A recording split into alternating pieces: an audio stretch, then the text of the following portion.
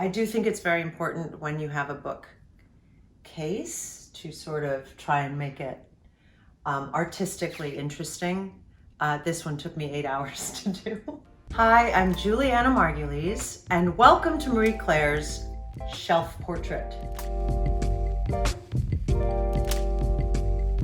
I'm going to start off with three of... That's my dog. So I love Ann Patchett, and I have read every book she's ever written. These three happen to be my pride and joy because my dear friend Reese Witherspoon happens to know Ann Patchett, and she autographed them to me personally. This is the story of a happy marriage. I love to disappear into a book and into people's lives. I like to disappear from mine at the end of the day and get into bed and read a book, which is why I do not have a television in my bedroom. This book, The Dutch House, I will always keep and reread, aside from the fact that it's such a stunning cover. Truly one of the most beautiful stories I dove into last summer. I could not put this book down. She's just an incredible writer. She's an incredible writer. Bel Canto, who doesn't know Bel Canto? Ann Patchett is such a beautiful, beautiful writer, and it's not just because we both have the same alma mater, Sarah Lawrence College. I actually didn't know that before I fell in love with her writing. I had the fortune of meeting Walter Isaacson, and he told me to read his book, Innovators. And in this book, it's just fascinating. I recommend everyone read this book. I had no idea that the first people to program computers were women. And it's just a remarkable story, and all the stories in here are remarkable.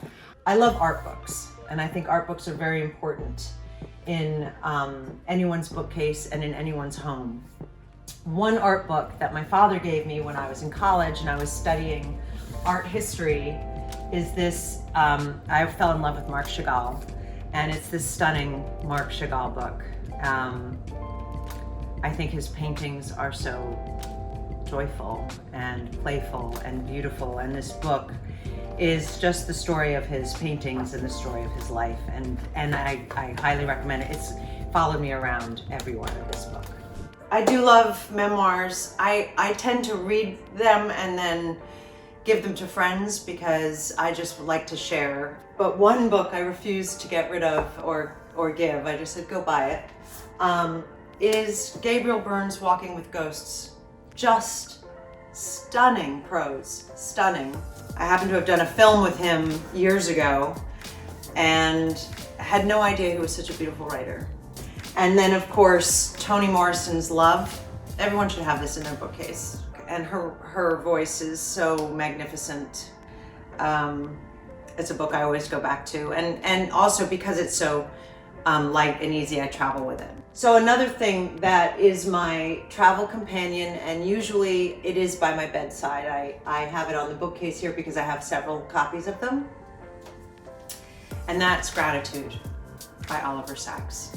I have read this book probably, I don't know, 15, 20 times. I read a chapter of it every now and then just to remind myself that life is much richer when gratitude is practiced, and this is a man who understood that. I'm an actress, so obviously my shelves are also going to be filled with plays. For example, Arthur Miller's collection of plays, which it's so worn out that I'm afraid it's falling apart. I do truly believe that Arthur Miller, who wrote Death of a Salesman, I think when he was 23 years old, in 3 days, stunning. And it's old, and I love the smell of it. It reminds me of my college dorm room.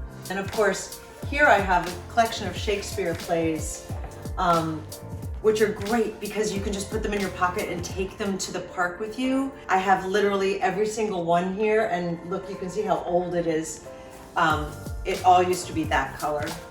I think these are the kinds of things. This was a gift from my father, and I cherish them, and I think everyone should make sure they keep books in their shelves that remind them of times in their lives, not just good reads, but times in their lives.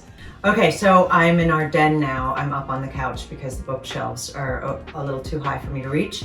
Dante's Inferno, which has traveled with me since high school. And I became obsessed with Dante. And now I have all of them here, which I studied in college. And they've been with me all over this country. The 9 Circles of Hell. Everyone should read about them. That's all. I can't have a library without having my Emily Dickinson. Her poems in this book, which is called Final Harvest, is just gorgeous. And you know, you don't always have time to read a full book, but you have always time to read a poem. I go from reading very heavy stuff, esoteric stuff, memoirs, to just plain old good entertainment and fun. Untamed. Glennon Doyle did it again. Just love her writing. It's so honest and refreshing and beautiful. I had so much fun reading Ali Wentworth's Ali in Wonderland. It is a hoot and a holler, really honest and such an easy, fast read, and she is whip smart. What an interesting childhood, what interesting parents she had. This book, The Secret Conversations, it's Ava Gardner partnered with a friend of hers who's a journalist, Peter Evans, and wrote this book, and it is fantastic. It is such a good read. I actually read it on every 10-minute break I had when I was on The Good Wife. She has a great line when she was asked why she stayed with one of her husbands so long. She said, well, he was great in the feathers, baby.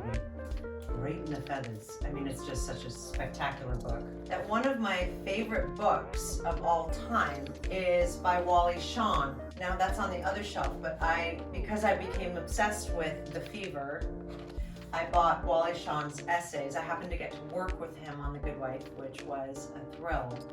But what a writer. He is such a beautiful writer. And again, I think it's important to find books that you can travel with and put in your bag. If you're a guy, put it in your pocket. They're small, and you should never get on a subway or a train or a plane without a book, because you never know how long you're going to be waiting, and you can learn a lot. 2 people who really helped me write my book without knowing it. The Art of Memoir, Mary Carr. Even if you're not planning on writing a book, it's just so well written. I got really lucky because a friend of hers heard that I was trying to write this memoir that I wrote, and they knew her. And look, I have it signed by her. I mean, these are my prized possessions. To Julianna, my woman crush. Good luck with the words. Stephen King on writing. Phenomenal book. By the way, look, it's falling apart. Even if you're not planning to write anything, he is so entertaining and so fantastic. And you get to learn about his early days as a writer, which is fascinating. How he came up with Carrie. It's really a great read. I highly recommend it. And then, of course, how could I call myself an actor if I didn't show you my book that's also in tatters of Sam Shepard. Sam Shepard, Fool for Love and Other Plays. This was in my backpack, I think, throughout all of college and the 2 years before I got ER after college, 3 years maybe it was. But I did so many scenes from this. His writing is just magnificent. Gorgeous, gorgeous. I could go on and on. There are so many books I'd love to share with you. But really, I think the love of reading is what's important. And I hope in any way I could guide you to some new books you didn't hear about. Thank you for joining me on this Marie Claire's shelf portrait.